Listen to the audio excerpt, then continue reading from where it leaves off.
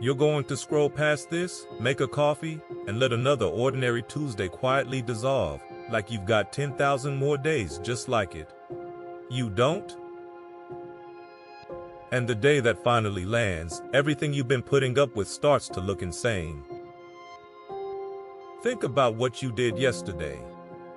Honestly, how much of it was the life you choose if someone told you, flat, that you had a fixed number of days left and yesterday was one of them?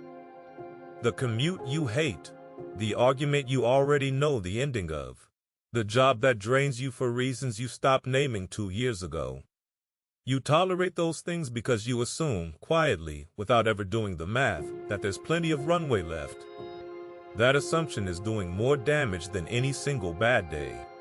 Because the moment you actually feel the number, not as math but as weight, the whole picture shifts. The trivial falls away, the things you meant to say get loud, and the life you keep pushing to someday, the one that would actually be yours, suddenly stops sounding optional.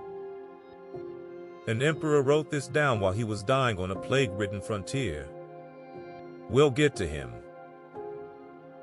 If you want a channel that hands you one ancient reframe per week, the kind you can carry into a Tuesday and actually feel the difference, subscribe. That's the whole job here. Now, the emperor on the frontier.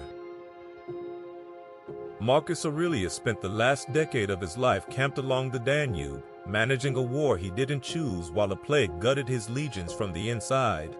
Men were dying around him weekly, not in battle but from a disease nobody could name or cure.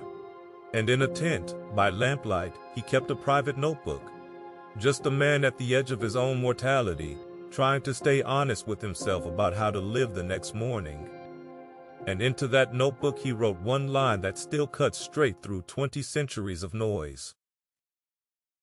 Don't act as if you had 10,000 years to live. That's Meditations, Book 4, Passage 17, not poetry, not abstraction. A man watching his own world come apart, week by week, writing himself a note about how to spend a single morning. There's a Latin phrase for this practice. The Stoics called it Memento Mori. Remember that you will die. But here's what most people get wrong about it. It isn't a countdown. It isn't grim. It's not about fearing the end or building urgency out of dread. It's a lens. You hold it up, and suddenly you can see which parts of your life are real and which parts are just filler you never examined. The things that matter get sharper. The things that don't fall quiet.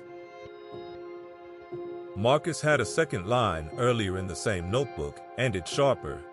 Book 2, Passage 11. You could leave life right now. Let that determine what you do and say and think. Let that sit for a second. You could leave life right now. Not in 40 years. Not when you're old and ready. Right now. Today. Before dinner. And he's not trying to scare you. That's not what this is. He's trying to hand you a filter. A sorting mechanism for everything that demands your time. Because when you actually hold that sentence against your afternoon, when you genuinely let it land, most of the things eating your energy stop looking necessary. They start looking like habits you picked up when you assumed time was free. The grudge you've been nursing. The scroll that eats 30 minutes before you even realize you've opened the app. The plans you keep making with people you don't actually want to see. None of those survive the filter. You don't have endless days. You have a number, and you're spending them like they're free. So here's what the lens shows you in 3 parts. First, cut the trivial. Ask yourself one question about anything on your calendar, any obligation, any argument you're about to enter. Is this worth one of my days? Not is it important, not does it need doing. Is it worth one of my days? Because you have a finite stock and every one yes costs exactly 1. Most of the things you tolerate would not survive that question. They survive because you never ask it. Second, say the unsaid thing. You know which conversation you've been ducking. The one where you tell someone what they mean to you, or the one where you finally draw a line. You keep it in draft because the timing isn't perfect. The timing will never be perfect. The window is real, and it doesn't announce when it's closing. Seneca put it plainly on the shortness of life. It is not that we have a short time to live, but that we waste a great deal of it. The waste he meant wasn't laziness, it was delay. Putting the real conversation off while you spend your days on things that don't actually require you to be present. Third, stop deferring.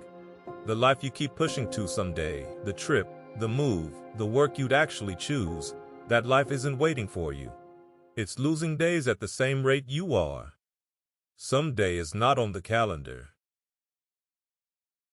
It never has been.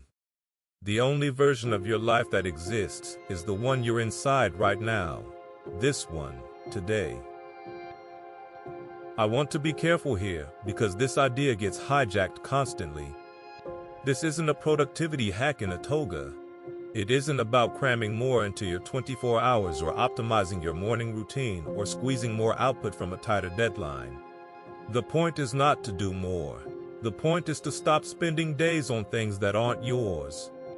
Marcus wasn't writing his notebook to get more done. He was writing it to make sure the things he did mattered to him on the day he did them. Not to Rome, not to his reputation. To him, privately that morning. And Seneca's complaint wasn't that life is short. His complaint was that we handed away to people and obligations that never earned it, poured into entertainments and feuds and worrying about things we can't change, and then act surprised when it's gone. So here's your instruction, and it's small on purpose. Pick the one conversation you've been deferring. Have it today. Not because you might die tomorrow.